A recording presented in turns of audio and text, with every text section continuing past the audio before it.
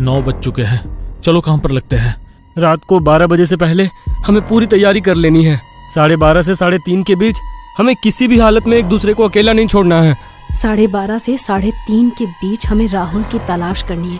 उसी वक्त हम 2-2 की टीम में बंटकर हर कमरे में जाकर राहुल को आवाज लगाएंगे। गलत, हमें किसी भी हालत में अपने किसी भी साथी को आवाज नहीं लगानी है। और ये सबसे इम्पोर्टेंट बात हम सबको अपने जहन में याद रखनी है। मतलब? पहली बात, हमें ये पता करना है कि इस बंगले में कुल कितने कमरे हैं। हमें उन हर कमरे के भीतर जाना है और कमरे की खिड़कियों पर टूटे शीशे पूरी तरह से बंद करने हैं और फिर इसी हॉल में वापस आना है। दूसरी बात, जितने भी कमरे हमने पूरी तरह से बंद किए हैं उन सबको याद रखकर रात 12:30 बजे के बाद दोबारा हर एक कमरे में जाना है और वहां मोमबत्ती जलाकर रोशनी करनी है। और सबसे इम्पोर्टेंट बात, किसी भी बंद अंधेरे कमरे से या खाली अंधेरी जगह से अगर कोई तुम्हें आवाज देता है तो समझ लेना कि वो हमारा दोस्त नहीं है। इस कहानी के लेखक है संजय कामले। सभी दोस्तों ने तैयारी पूरी कर ली थी। सचिन ने बंगले के बारे में पूरी जानकारी जुटा ली। अतुल ने जरूरी चीजों को इकट्ठा किया था। सूरज ढलते ही उन्हें उन जगह के लिए निकलना था। दिए हुए वक्त पर सचिन की कार सुनैना के घर पहुंची। गैलरी से कार की तरफ देखती हुई अपनी माँ को देखकर सुनैना ने हाथ हिलाया और कार में बैठ गई। सबने घर में झूठ कहा था कि वे ट्रेनिंग के लिए जा रहे हैं। शहर के ट्रैफिक से रास्ता निकलते हुए धीरे धीरे उनकी कार आगे बढ़ रही थी। कुछ ही देर में शहर की चहल पहल को पीछे छोड़ते हुए उनकी गाड़ी वीरान सड़क पर दौड़ने लगी। सभी के चेहरे पर एक अजीब सी टेंशन थी। किसी को भी नहीं पता था कि आगे क्या होने वाला है। रात के घने अंधेरे के बीच जंगल के उस सुनसान रास्ते पर उनकी कार धीरे धीरे आगे बढ़ रही थी। गाड़ी की पीली हेडलाइट में सब कुछ साफ साफ नजर आ रहा था। पतझड़ का मौसम होने के कारण पेड़ों से गिरे सूखे पत्तों ने जमीन पूरी तरह से ढक दी थी।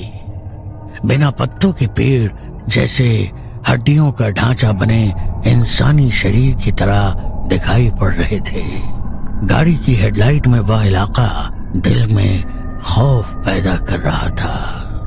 कछुए की तरह उस कच्ची सड़क पर आगे बढ़ने वाले कार के पहिए एक जगह पर रुक गए, पर कार का इंजन अभी भी शुरू ही था। रात के वीराने में कार के इंजन की आवाज जंगल के सन्नाटे में कुछ ज्यादा ही शोर कर रही थी। विवेक ने डर भरी आंखों से खिड़की के बाहर देखा। शायद वो अपनी मंजिल तक पहुंच चुके थे। कार के भीतर स्टीयरिंग की बाईं तरफ हरे रंग की रोशनी से चमकने वाली डिजिटल घड़ी में 8:15 का टाइम हो चुका था। उस कार के अंदर अभी एकदम चुपचाप बैठे थे। कोई भी किसी के साथ बात नहीं कर रहा था। गाड़ी का इंजन अभी भी वाइब्रेट कर रहा था। गाड़ी में बैठे हर एक को अपने दिल की तेज हुई धड़कन के साथ सांसों की आवाज महसूस होने लगी। हमेशा शहर के चहल पहल में बेइंतहा मस्ती करने वाले उन दोस्तों ने अपनी पूरी जिंदगी में कभी भी इतना खौफनाक सन्नाटा महसूस नहीं किया था। कार के अंदर बैठे ही बंद दरवाजों पर लगी कांच की खिड़की में से हर कोई बाहर फैले काले अंधेरे को देख रहा था। कुछ देर तक वो सन्नाटा कायम रहा। सुनैना, विवेक, अतुल, क्या तुम लोग सचमुच तैयार हो? तो क्या अब तक ये मजाक चल रहा था? तीर कमान से निकल चुका है भाई। देखो वहाँ क्या होगा, हम राहुल को ढूंढ पाएंगे या हमारे साथ भी कुछ वैसा ही होगा, पता नहीं। मैं इसलिए पूछ रहा हूँ क्योंकि यहाँ आने का फैसला हमने दिन के उजाले में किया था। विवेक के डरे सहमे चेहरे की ओर देखते हुए अतुल बोला, देख विवेक, अगर तुझे डर लग रहा है तो तू मत आ। विवेक का दिल अभी भी घबरा रहा था, जाए या ना जाए। पर सुनैना, सचिन, अतुल आज रात उसी पुराने बंगले में रात के वक्त अपने दोस्त राहुल को ढूंढने की ठान चुके थे। चारों ओर फैली घनी झाड़ियों के बीच में से जाता एक कच्चा रास्ता और कुछ ही दूर पर वो भूतिया बंगला। काफी पुराना होने की वजह से बंगले के अंदर लाइट की कोई सुविधा नहीं थी, इसीलिए हर एक ने अपने साथ 2 लाइटर और एक माचिस की डिबिया रखी थी। एक बक्सा जिसमें 4 टॉर्च और कई दर्जन मोमबत्तियां थी। सब गाड़ी से उतरे और एक दूसरे की तरफ देखते हुए कच्ची सड़क पर बंगले की ओर चलने लगे। आज शायद अमावस की रात थी। काले आसमान में तारे इस तरह से चमक रहे थे मानो वह घूर घूर कर जमीन पर होने वाली हर एक हलचल को देख रहे थे। बंगले के अंदर पहुंचने से पहले ही डर उनके दिमाग पर हावी हो रहा था, और उसकी वजह थी जंगल से जंगली जानवरों की आने वाली डरावनी आवाजें। उसी जंगल में कई से भेड़िए की अजीब सी आवाज जो रात के सन्नाटे को चीरती हुई काफी दूर तक गूंजने लगी। सभी दोस्त डरी सहमी नजरों से अपने चारों ओर देखते हुए आगे की ओर चलने लगे। उनके हर कदम के साथ जमीन पर बिखरे सूखे पत्ते आवाज के साथ चकनाचूर हो रहे थे। तभी विवेक ने हाथ आगे करते हुए सबको रोक लिया। क्या हुआ? विवेक ने नजर से इशारा करते हुए उसे नीचे जमीन पर देखने के लिए कहा। सुनैना ने मोबाइल का टॉर्च ऑन करते हुए जमीन पर रोशनी डाली और मानो उसके दिल की धड़कन जैसे थम गई। टॉर्च की रोशनी में एक बड़ा काला सांप सड़क के बीचों बीच आराम से पड़ा था। उस काले लंबे सांप पर नजर पड़ते ही सबके कदम एक ही जगह पर रुक गए। जमीन पर पड़े उस सांप ने टॉर्च की रोशनी की तरफ देखा।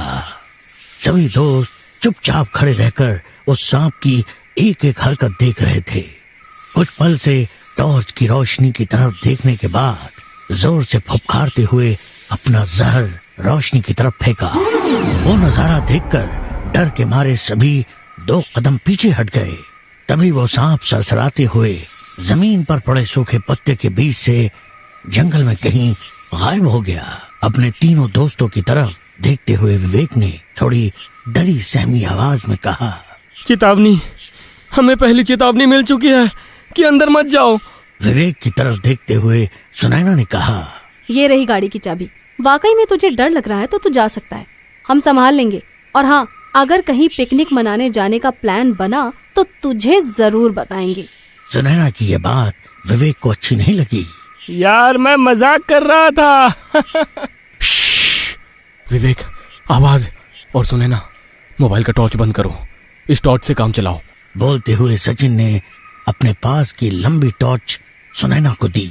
और फ्रेंड्स, ज्यादा ऊंची आवाज नहीं। हाँ, सबने उसकी ओर देखा और गर्दन से हाँ में इशारा करते हुए चलने लगे। रात के अंधेरे में सामने वाले उस बंगले का नजारा दिल में खौफ पैदा कर रहा था। सभी दोस्त अपने हाथों में ली हुई टॉर्च की रोशनी बंगले की चारों तरफ मारते आगे बढ़ने लगे। सब उस बंगले के बड़े से दरवाजे के बाहर खड़े थे, पर दरवाजे को अंदर की ओर धकेलने की हिम्मत किसी को नहीं हो रही थी। सब यही सोच रहे थे कि अंदर जाएं या नहीं। हम सबको फिर एक बार सोचना चाहिए। तो अब भी सोच ही रहा है, अब पीछे हटने का सवाल ही पैदा नहीं होता। अतुल ने विवेक को थोड़ा गुस्सैल आवाज में कहा, पर दोनों की बातों को सुनकर भी अनदेखा कर सुनैना ने अपनी आंखें बंद करते हुए लंबी सांस ली और थोड़ी हिम्मत जुटाते हुए दरवाजा अंदर की ओर धकेल दिया। बंगले के अंदर के उस काले घने अंधेरे में दरवाजे की आकार की रोशनी जमीन पर फैल गई।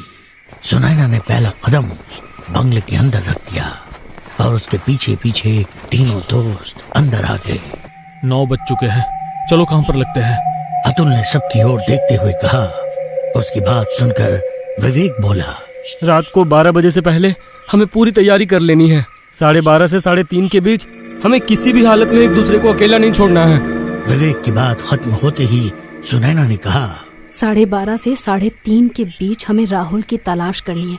उसी वक्त हम 2-2 की टीम में बंटकर हर कमरे में जाकर राहुल को आवाज लगाएंगे। गलत, हमें किसी भी हालत में अपने किसी भी साथी को आवाज नहीं लगानी है। और ये सबसे इम्पोर्टेंट बात हम सबको अपने जहन में याद रखनी है। सचिन की आवाज सुनकर हर कोई उसकी तरफ देखने लगा। मतलब? विवेक ने पूछा और सचिन तीनों के चेहरे की तरफ देखते हुए गंभीरता से बोला, पहली बात, हमें ये पता करना है कि इस बंगले में कुल कितने कमरे हैं। हमें उन हर कमरे के भीतर जाना है और कमरे की खिड़कियों पर टूटे शीशे पूरी तरह से बंद करने हैं और फिर इसी हॉल में वापस आना है। दूसरी बात, जितने भी कमरे हमने पूरी तरह से बंद किए हैं उन सबको याद रखकर रात 12:30 बजे के बाद दोबारा हर एक कमरे में जाना है और वहां मोमबत्ती जलाकर रोशनी करनी है। और सबसे इम्पोर्टेंट बात, किसी भी बंद अंधेरे कमरे से या खाली अंधेरी जगह से अगर कोई तुम्हें आवाज देता है तो समझ लेना कि वो हमारा दोस्त नहीं है। सचिन की बात सुनकर सबके चेहरे का रंग उड़ गया। तीनों दोस्त सचिन की एक एक बात अच्छे से अपने जहन में उतार रहे थे। सबके रंग उड़े। चेहरे की ओर देखते हुए सचिन फिर बोलने लगा।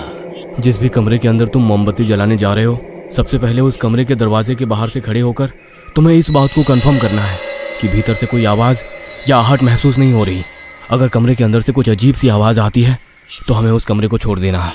मतलब ये कि हमें जिस भी कमरे के भीतर जाना है, सबसे पहले कमरे के भीतर से कोई आहट या किसी तरह की आवाज ना आ रही हो, इसका जायजा लेना है। बिल्कुल सही।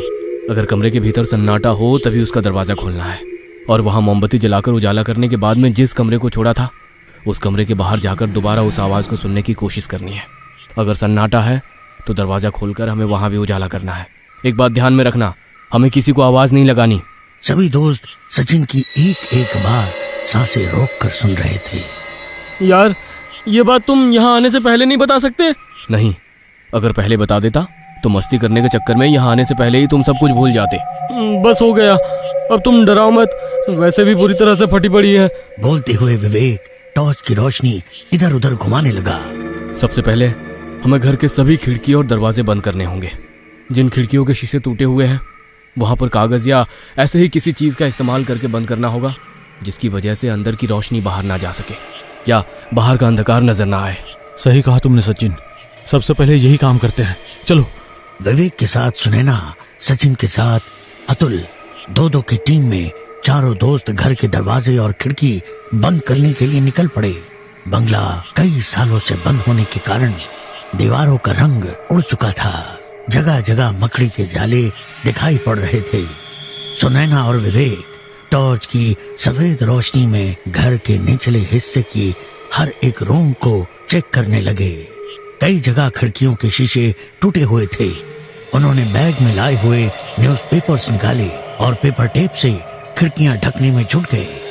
इधर अतुल और सचिन दूसरे फ्लोर पर जाकर दरवाजों और खिड़की के टूटे हुए शीशे बंद करने लगे। बंगला काफी बड़ा था।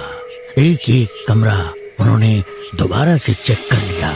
इस बीच उनका काफी वक्त गुजर चुका था। लगभग 11:30 बज चुके थे। सब दोबारा से हॉल के बीचों बीच खड़े हुए। जिसने जो कमरा बंद किया है वो उस कमरे के बारे में जानकारी दे रहा था। तभी सचिन ने कहा, हम कुछ भूल तो नहीं रहे?